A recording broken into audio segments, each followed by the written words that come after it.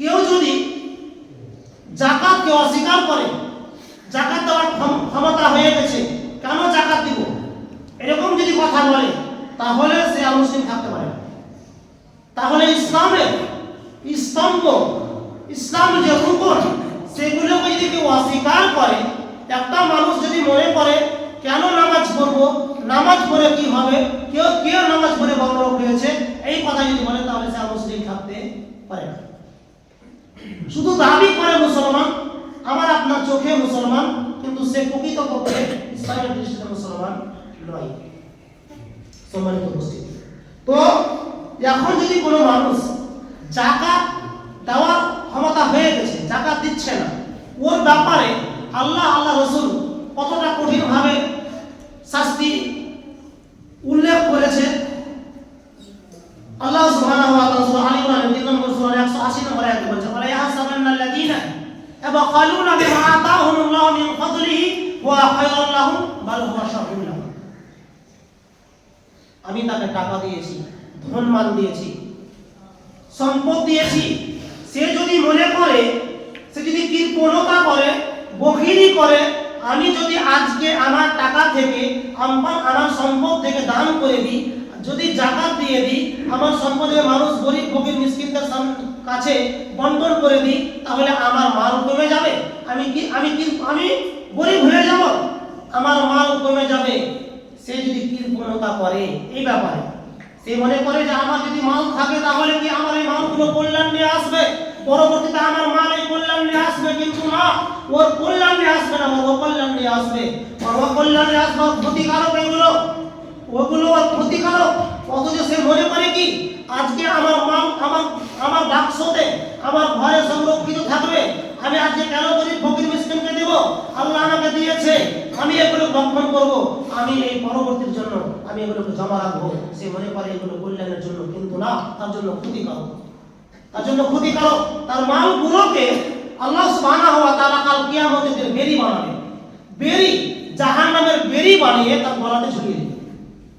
মানে আকর্ষি জিনজির, জাহান্নামে যেমন ৭০,০০০ পথ দূরে তাকে জাহান্নামের আকর্ষি দিয়ে বেঁধে দিবে, তেমনি একটা জাকাত যারা দিবে না, যারা মনে করবে যে আমার জাকাত দিলে, আমার মাল যদি মানুষকে দিই, সাদাকা করে দিই, তাহলে আমার মাল কমে যাবে, তাদের কাল কিয়ামতের দিনে তাদের ওই মাল বেরিয়ে যাবে, জিনজিরি হবে, আর তাদের গলাতে ঝুলবে, ঝুলিয়ে দেওয়া, তাদের আকর্ষি দিয়ে বেঁধে দেওয়া হবে গলাতে।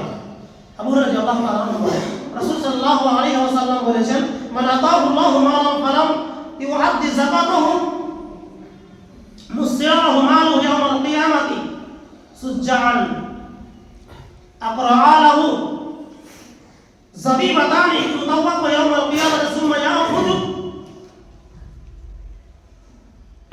সুম্মা ইয়াখুযু বিলিহিজামাতিহি ইয়ানি বিশিদকাইহি সুম্মা ইয়াকুলু আনা মালুক আনা কানসু। আবু হুরায়রা রাদিয়াল্লাহু তাআলা বলেছেন যে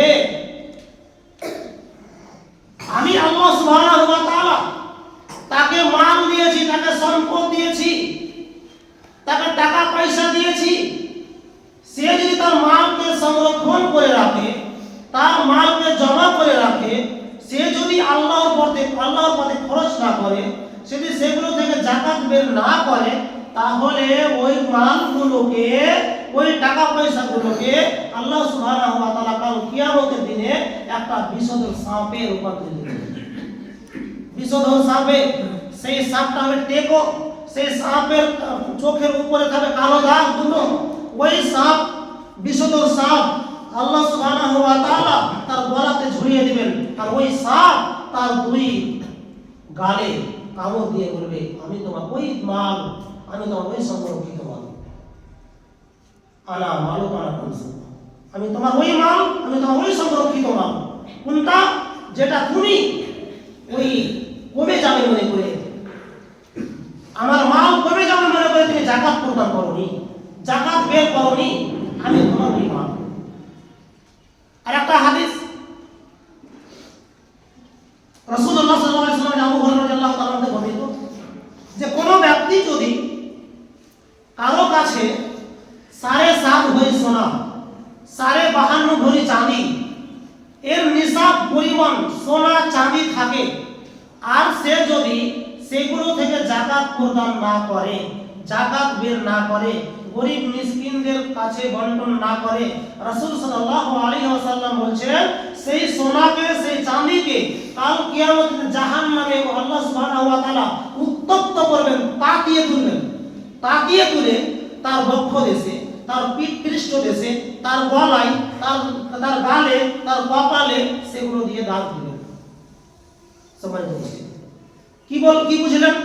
যে সোনা চাঁদি যদি আপনি সংরক্ষিত করে রাখেন, আপনার 7.5 ভরি সোনা বাড়িতে আছে, 52.5 ভরি আপনার চাঁদি আছে, কিন্তু আপনি সেগুলো থেকে যাকাত বার করলেন না, দিলেন না, গরিব ফকির মিসকিনের কাছে বন্টন করলেন না, রাসূল সাল্লাল্লাহু আলাইহি ওয়াসাল্লাম বলছেন যে ওইগুলোকে জাহান্নামে তাতিয়ে তুলবেন, পাক তৈরি করবেন। ওই পাক তৈরি করে তাদের পৃষ্ঠ দেশে, বক্ষ দেশে, গলা, তাদের গালে, তাদের কপালে দাগ দিবেন। যখন সেগুলো ঠান্ডা হয়ে যাবে আবার সেগুলোকে আলাদা আলাদা করে দেবেন, আলাদা আলাদা করে ভাগ করে দেবেন, একটা একটা করে ঝরিয়ে দিবেন। একটা একটা করে ঝরিয়ে দেওয়ার পরে আবার জাহান্নামে তাকিয়ে দিবেন। জাহান্নামে তাকিয়ে দিলে সেইগুলোকে তার শরীরে লাগিয়ে দেওয়া হবে। তার শরীরে লাগিয়ে দিয়ে কতদিন পর্যন্ত মেয়াদ? 50,000 বছর। 50,000 বছর যতক্ষণ না মানুষের বিচার শেষ হচ্ছে। একটা দিন হবে 50,000 বছরের সমান।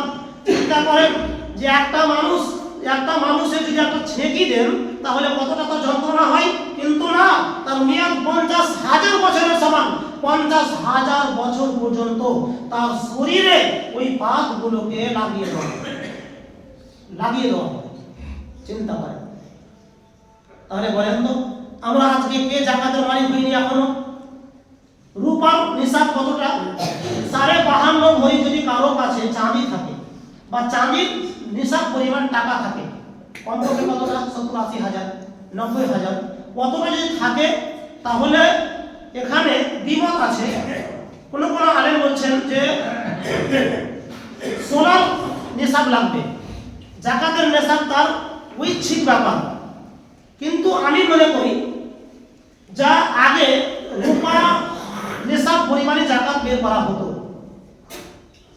তো আপনার যদি 70-80 হাজার টাকা থাকে, তো আপনি যদি তার থেকে যাকাত বের করেন তাহলে গরিব দুঃখী মিসকিনদের সহযোগিতা করা হবে, তাদের হেল্প হবে। এই জন্য রূপার নিসাবের নিসাব যা বার হবে ওই থেকে যাকাত দিলে বেশি ভালো। তার পাশাপাশি যদি 7.5 ভরি সোনা, আনুমানিক 6 লক্ষের উপরে টাকা যদি থাকে আপনার কাছে, তাহলে আপনাকে যাকাত বের করতে হবে। তবে যাকাত বের করলেন আর ওই যাকাতের মাল দিয়ে আপনি শাড়ি কিনবেন, লুঙ্গি কিনবেন, ওই শাড়ি লুঙ্গি মানুষের গরিব মিসকিনদের কাছে বন্টন করবেন, এটা আপনার কোনো মধ্যে দেওয়া হয়নি। আপনি যে যাকাত বের করেছেন ওই যাকাতের টাকাই আপনাকে দিতে হবে। আপনি যদি অতই আপনি দরদি হন, যদি আপনার অতই মায়া হয়, তাহলে আপনাকে কি করতে হবে? আপনার বাক্স থেকে যে আলাদা টাকা আছে ওই টাকা থেকে গরিব মিসকিনদের জন্য লুঙ্গি শাড়ি কিনে তাদেরকে বন্টন করতে হবে। কিন্তু আপনি যাকাত টাকা বার করলেন, এটা আপনার আর হক নেই। অনেক আছে দেখবেন, যদিও 10,000 টাকা বা 20,000 টাকা বার করলো, ওর বাড়ির পাশে একটা মিসকিন আছে, 200 টাকা ধরায়, 300 টাকা ধরায়। এখনকার বর্তমানে কি একটা তেলের বোতলের দাম 200 টাকা, একটা লুঙ্গির দাম 250 টাকা। ও কি করবে? সেজন্য আপনার মাপার দরকার নেই। 10 জন আপনার ধনী আছে গ্রামে, গরিব ফকির মিসকিন 4 জন আছে, সবাই আপনি যদি ওকে 2,000-4,000 করে ধরিয়ে দেয়, তাহলে ওর ঈদটা ভালোভাবে কাটবে, ওর কোনো রকম কষ্টে কাটবে না, কোনো সমস্যায় কাটবে না। যদি আপনি 200 টাকা 300 টাকা যদি ধরাই, তাহলে ওর ওইভাবে কাটবে না। একটা বস্তা দামি তো, চালের বস্তা দামি তো 1,000 টাকা। সম্মানিত উপস্থিতি, আশা করি বুঝতে পেরেছেন। তো যারা যাকাত বার করেন না, যাকাতের মালিক হয়ে গেছে, ওই হাদিসগুলো শুনলেন, এগুলো মাথায় রাখেন, মাথায় রেখে কাজ করিয়েন যে আমার মালে আমার যাকাতের ক্ষমতা হয়ে গেছে, আমি যাকাত বের করতে পারবো, টাকা আছে, কিন্তু আপনি বার করলেন না। ওই আপনাকে হাদিস কোরআন শোনালাম, এগুলো জন্য আপনাকে দেখতে হবে।